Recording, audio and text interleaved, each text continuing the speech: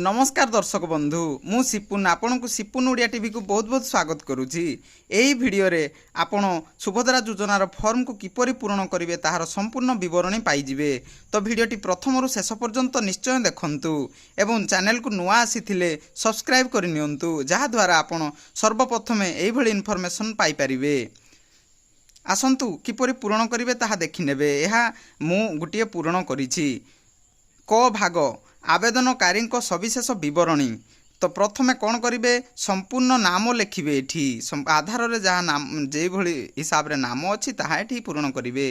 द्वितीय रे आधार संख्या आपणक आधार नंबर टी एठी पूरण करेंगे। तृतीय रे स्वामी बा पितांको नाम आपणक आधार रे जहाँ थिबो स्वामी को नाम थिले स्वामी को नाम लिखिए, पितांको नाम थिले पितांको नाम लिखिए। एवं 4 नंबर है जन्म तारीख। जन्म तारीख किपरि लिखिए प्रथमे आपणकर डेटटी लिखिए, तापर आपणकर मंथ मासटी लिखिए, शेष में आपणकर वर्षटी लिखिए। 5 नंबर आपण केउ वर्गर अटंती, आपणकर कास्ट कौन। प्रथम है साधारण वर्ग बा जेनेराल कास्ट, अनुसूचित जाति बा आपणकर एससी कास्ट। एवं तृतीय रे है अनुसूचित जनजाति जहाँकि एसटी कास्ट अटे। एवं 6 नंबर है शारीरिक भिन्नक्षम। आपन शारीरिक भिन्नक्षम अछंती जदि ताहले एठी हाँ रे टिक मारिबे। आपन शारीरिक भिन्नक्षम नाहांती जदि एठी आपन नाय रे टिक मारिबे। 7 नंबर आधार संयुक्त मोबाइल नंबर। एठी आपणकर आधार सहित जो मोबाइल नंबर टी लिंक अच्छी ताहा एठी देबे, सही मोबाइल नंबर टी देबे। 8 नंबर रे विकल्प मोबाइल नंबर। आपण अन्य कोनोसी गुटिए मोबाइल नंबर आपण परिवार रो जहा रहले मोबाइल नंबर टी देबे। 9 नंबर आपण केउ जिल्लार अटंती, आपणको जिल्लार ना एठी लिखिबे। 10 नंबर ग्रामांचल निमंते। 11 नंबर सहरांचल निमंते। मु पूरण करिछि ग्रामांचलर, तो एठी आपणकर गाँर नाम लिखिबे। खरे ग्राम पंचायत आपणकर केउ पंचायत पोस्ट ऑफिस रो ना लिखिबे। गोरे आपणकर ब्लॉक ना लिखिबे एठी। एवं शेष रे 12 नंबर होछि आधार सक्षम संचय खाता थिबा बैंक रो नाम लिखिबे। एठी बैंक रो अकाउंट नंबर टी लिखिबे नाही, भूल होई जिवो। एठी बैंक रो ना लिखिबे, केउ बैंक रे आपणकर खाता अछि, अकाउंट टी केउ बैंक रो अटे। एहा परे आसंतु जीवा परवर्ती पार्श्व को।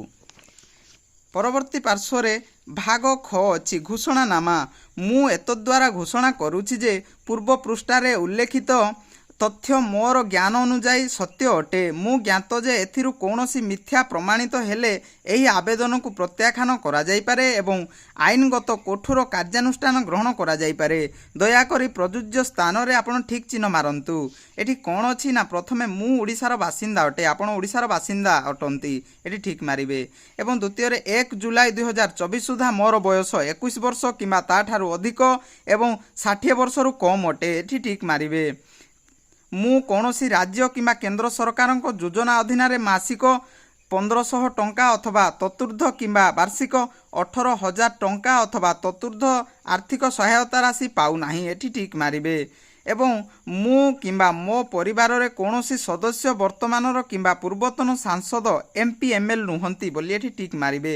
मु किंबा मो परिवार कौनसी सदस्य आयकर दाता नुहंती, एठी ठीक मारिबे।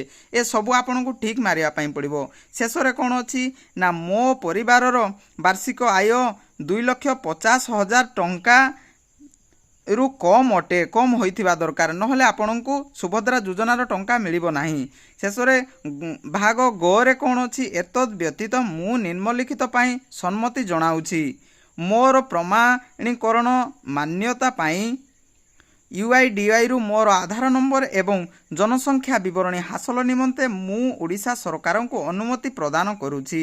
एही उद्देश्य पई निजकु प्रमाणीकरण करिबारे मोर कोनोसी आपत्ति नाही एवं संपूर्ण भावे ज्ञात जे एही सूचना केवल उपरोक्त उद्देश्य रे व्यवहृत हेबो।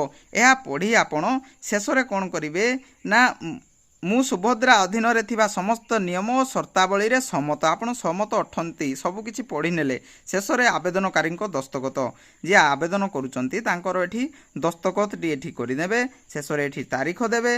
देला परे याकू नै आपण सीएससी सेंटर बा मो सेवा केंद्र को नै आपण ऑनलाइन रे आवेदन करि नेबे।